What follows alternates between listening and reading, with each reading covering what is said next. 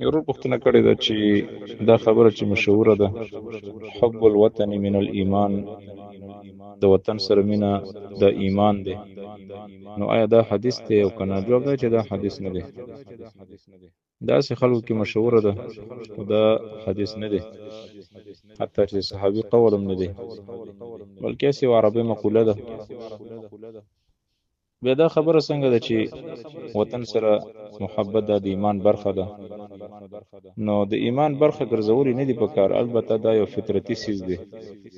خپل وطن سره او خپل کلي ولس سره مینه محبت کول دا یو فطرتي څیز دی چې هر انسان په زړه کې دا مینه پرته وي، او دا غیر اختیاري مینه ده. د انسان په اختیار کې نه ده. خامخا یو سړی د خپل ملک سره او د خپل کلي سره مینه لري، که هغه هر ځای ته لاړ شي، خو خپل هغه سوچ او فکر یې همدې خپل وطن سره وي، میلان یې همدې طرف ته وي. نو خپل وطن سره مینه کول داسې ناروا نه دي. خو البته دومره خبره ده چې وطن سره مینه او د یو چا سره محبت کول دې لپاره به معیار وطن نه ګرځي.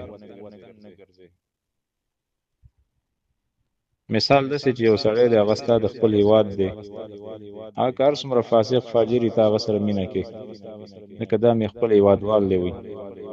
او که د بل هیواد یو کس وي، که هغه هر څومره دینداره وي، تقواداره وي، نو هغه سره ته مینه نه کوې، هغه نه نفرت کوې، ځکه وایي دا زموږ د کلي نه دی، زموږ د ملک نه دی. نو دې ته بیا عصبیت ویل کېږي. دې عصبیت نه حدیثو کې منع راغلی.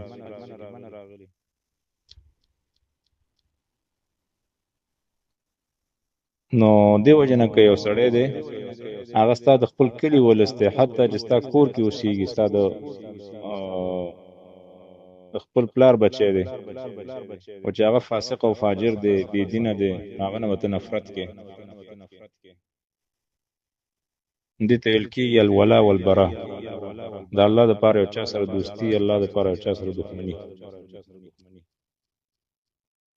نو دا د کمونستانو او د بعضې خلکو دا نظریه ده چې د یو چا دپاره د حق معیار یا د یو چا سره دوستۍ معیار هغه وطن ګرځي، نه بلکې یو چا سره دوستۍ یا د محبت معیار هغه اسلام ګرځول پکار دي. یو سړی د مسلمان دی، هغه د هر ملک دی، هغه سره باید په زړه کې محبت وساتي.